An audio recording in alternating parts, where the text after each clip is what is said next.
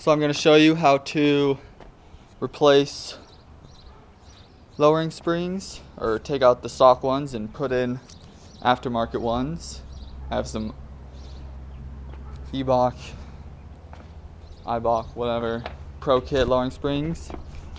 So the first thing you're going to want to do, obviously I already have the strut out. Here, I'll show you on the other side. There's this right here.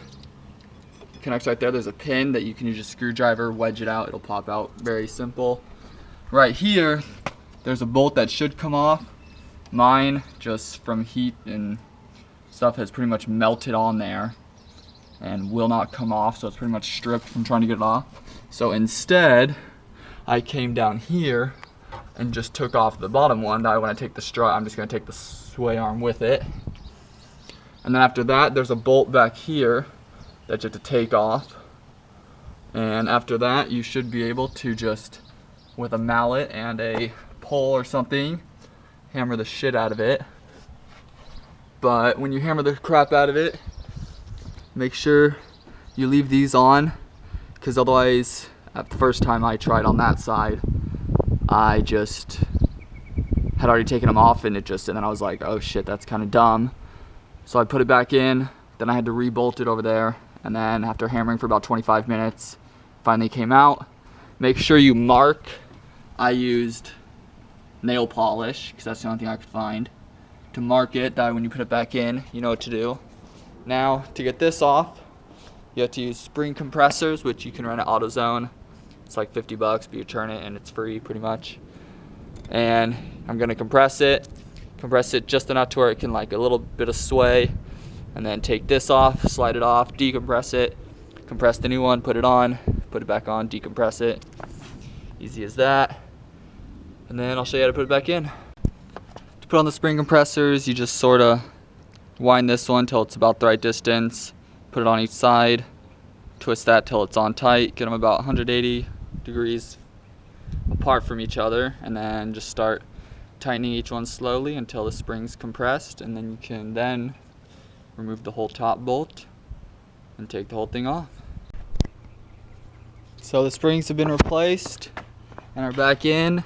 To get them back in, I just sort of lifted them up in, then came up here, aligned it, put the bolts in, made sure that this thing right here fits in between the two of them before you bolt the other two in. Don't bolt them all the way till the very end though. And then you just sort of can wiggle this whole thing around until it gets aligned in. Then I took a jack and put it under the arm right here, pushed it up the jack, and then compressed this a little bit, would shake it, and then it'd go in a little more, and then shake it, and just kept doing that.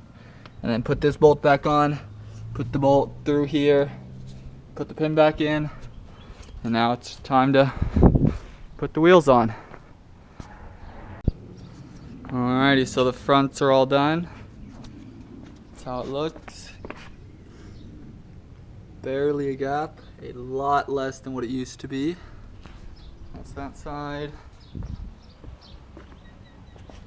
There's that side. Now I will show you how to do the back ones. So the back, first you gotta loosen all the bolts and then lift it up. So after the whole front's done, and you go to the back, first you'll jack it up with a jack, put jack stands in, and then the next thing you want to do is disconnect the sway bar. So if you disconnect this and that, both sides from up there, this thing should fall down. And then next you're going to want to pick a side, use the jack this thing up into the air so it's just about to come off the jack stand. And then right as it starts to come, the whole car starts to lift up the jack stand, you then want to remove a bolt that'll be right hooking there and there, both sides. And then you want to just, after that's done, release it, bring it over to that side, do the exact same thing. And then this thing will lower down.